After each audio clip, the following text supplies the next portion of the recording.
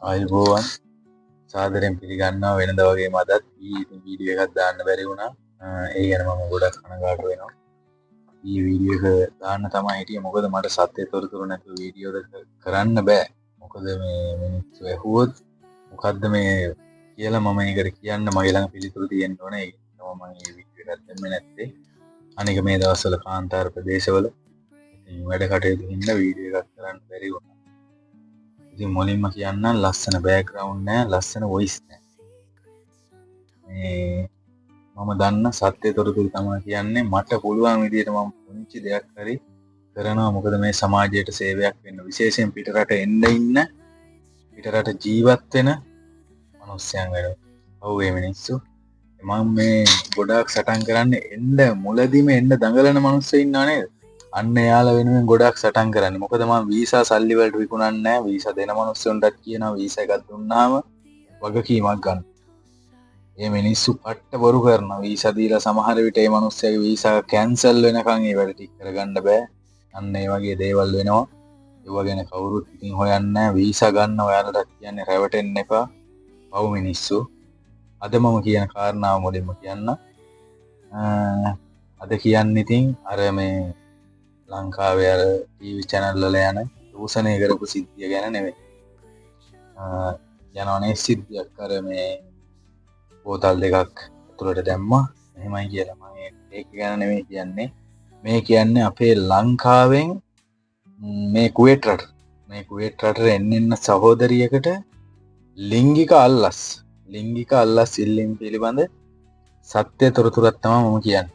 මොකද මම කිව්වා මුලින්ම බොරු කියන්න බෑ සමාජ මාධ්‍යයට. ඇත්ත තොරතුරු තියෙන්න ඕන, සාක්ෂි තියෙන්න ඕන ළඟ. ඒ වගේ තොරතුරක් දැම්මම මම ටිකක් බරපතලවම දාන්නේ. මට කලින් වීඩියෝ එකේ මට අර මෙඩිකල් ආයතනයේ වීඩියෝ එකෙන් මට මේ මාර විදිහට තර්ජනාව. මම දන්නේ මෙඩිකල් ආයතනයේ හිමිකරුද කවුද කියලා. මම කිව්වේ ඇත්ත. මේ මිනිස්සුන්ට රටේම මුලින්ම එපා කරනවා. ඒක ගැන මම කිව්වා. අද කියන්නේ අහවල් ඒජන්සිය කියලා කියන්නේ නංගන් කියන්නේ. මොකද එන්න ඉන්න සහෝදරීගේ මහත්තයා ඉන්නේ මේ රටේ. මේ රටේ එයා ඉන්නවා. එයාගේ නෝනත් මේ රටට එන්න අපි මුදල් අගහිගකම් හින්දා තමයි පිට රටකට එන්නේ. එතකොට ඒ සහෝදරීගෙන් එයාට අවුරුදු 23ක්. එයාගේ මහත්තයාට එයාගේ ස්වාමි පුරුෂයා මෙතන ඉන්නේ. මේ කුවේට් රටේ සේවය කරන්නේ රියදුරෙක් විදිහට.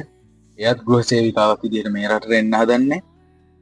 ඉතින් එයාගේ මෙඩිකල් එකේ පුංචි ප්‍රශ්නයක් කියලා මං අර මෙඩිකල් එක සම්බන්ධ වීඩියෝ එක දැම්මට පස්සේ එයා මට හම්බෙලා මං මේ මොකද මම මේ වීඩියෝ එකේ පුංචි කෑල්ලක් දැම්මා. මේ පුංචි කොටසක් දැම්මා මම මේ මගේ Facebook page එකේ මලින්ද vlogs කියලා Facebook page එකක් තියෙනවා. මම ඒකේ පුංචි කොටසක් දැම්මා.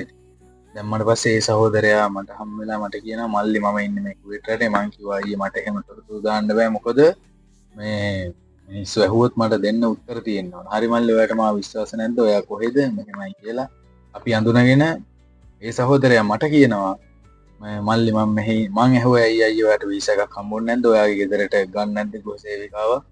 එහෙම කියලා. නෑ මල්ලි අපේ ගෙදරට ගන්න නෑ. එයාලා ගෙදර ඉන්නේ මේ වෙන රටක දෙන්නේ. ඒක හින්දා අපේ ගෙදරට ගන්න නෑ. එයා වෙන ගෙදරකට එන්න එයා ඒජන්සියක් කරාම. මොකද මම එයාගෙන් මේ අවසර අරගෙන තමයි මේ වීඩියෝ එක කරන්නේ. අයියේ මං කමන්නේ නෑ මල්ලි නෑ මං දැක්ක ඔයාගේ වීඩියෝ කියලා. එයා මට අවසර දුන්න හින්දා තමයි මම මේ වීඩියෝ එක කරන්නේ. ඒක කියන්න ඕන නැත්නම් එයාත් මේ වීඩියෝ එක බලනවා. ඒක හරි නෑ. ඒක හොඳ නෑ. එයාලගේ ආත්ම ගරුත්වයට හොඳ නෑ නංගන් කියන එක. ඒව මොකුත් එයාලගේ ආත්ම ගරුත්වයට හොඳ නෑ. මොකද එයාට ප්‍රශ්නයක් වෙන්නත් බෑ. එයාගේ ඔක්කොම එන්න හරි. එයා අනිද්දා වෙද්දි මේ කුවේට් රටට එනවා. එතකොට එයාගේ සේරම හරියන්න ඒ අදාළ විදේශ රැකියා ආයතනයේ හිමිකරු තමා ඒ සේරම දේවල් ටික කරලා තියෙන්නේ.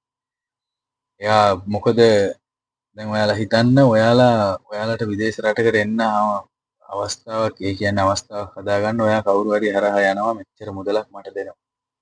විදේශගත වෙනවා නම් කාන්තාවකට සාමාන්‍යයෙන් ලස්ස 3ක් දෙන තැන් තියෙනවා ලස්ස 5ක් දෙන තැන් තියෙනවා. ඔය ඔක්කොම මෙයාලා යාලව රවට්ටලා මේ පුහුණුවට යන්න ඕන පළවෙනි වතාවෙද්දි අන්න ඒ දේවල් ටික කරද්දි අන්තිමට ඔය ඔක්කොම කැපිලා ලස්සයයි 80යි ඒ වගේ ගාණක් තමයි ඔය කොයි කතන්දර කිව්වත් එයාලා කපාගෙන ඒව ටික හම්බෙන්නේ. දැන් ඉතින් විදේශ රැකියා ආයතනවල හිමිකරුව මාත් එක්කන් අමනාප වෙලා මොකද මම මේකෙත් කොටසක් දානවා මගේ